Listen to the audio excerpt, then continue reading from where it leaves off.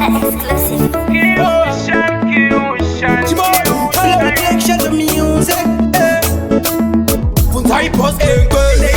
Vakanga vasipopa ndaitambura muhomwe ndisina kana sensi zveshuwa vanga vasipopa ndaisitakula bhebhi rangu richida mapende aingova shungu mkuruwe kuti ndisvike mkuruwe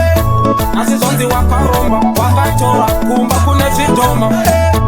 aingova shungu mkuruwe kuti ndisvike mkuruwe asi zonzi wakaromba wakatora kumba kune zvidhoma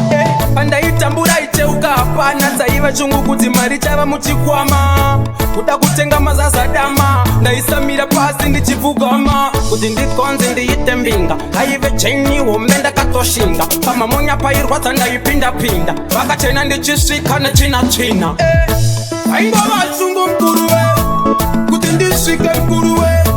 asi zonzi wakaromba wakatora kumba kune zvidhoma aingova chungu mkuruwe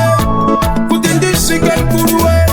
asi zonzi wakaromba wakatora kumba kune zvidhoma saka asina mari ndiye akarongeka nai asina mari ndiye akavimbika nai dzimwe nguva munongonyepera wochikai ndinenge ndichitozviona handisi wai asi ndakatoshanda kuti mari ndigoibata yakawanda manga muri patensvenyu makawanda makunyeba kundikutsanira makawanda saingova shungu kuti ndisvike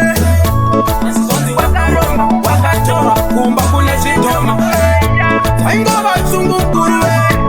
kuti ndisvike mkuruwe asi zonzi wakaromba wakatora kumba kune zvidhoma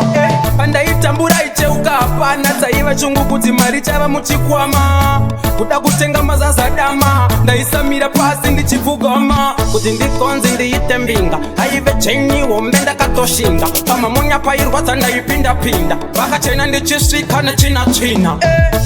aingova chungu mkuruwe kuti ndisvike mkuruwe asi zonzi wakaromba wakatora kumba kune zvidhoma aingova chungu mkuruwe kuti ndisvike mkuruwe asi zonzi wakaromba wakatora kumba kune zvidhoma